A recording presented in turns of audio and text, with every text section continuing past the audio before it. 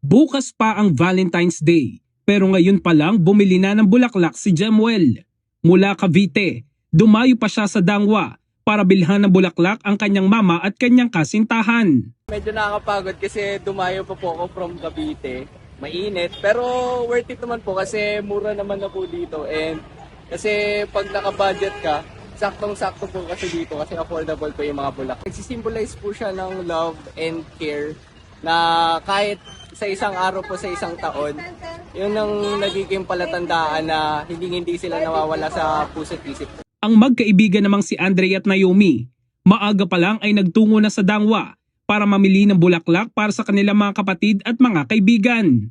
Hindi lang naman kasi pang in a relationship ang Valentine's, kundi pati na rin sa ibang mahal sa buhay gaya ng pamilya at kaibigan.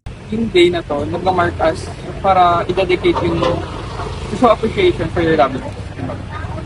Ako, ganun lang din naman.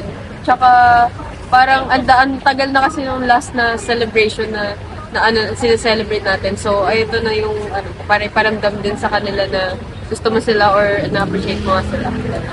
Tuwing sasapit ang Valentine's Day, isa sa pinaka-busy ang Dangwa sa Maynila.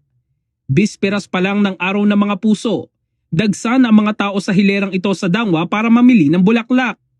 Pero kumpara noong mga nakaraang taon, hindi na ganong kalakas ang bentahan ng bulaklak sa Dangwa ngayon. Bentahan po natin ng flowers type natin ngayon. Medyo okay naman siya. Kaso nga lang, medyo hindi siya ganong kabenta kasi marami tayong mga kalaban na DIY at saka mga online seller. Ayon sa ilang nagtitinda, halos doble na ang itinaas ng presyo ngayon.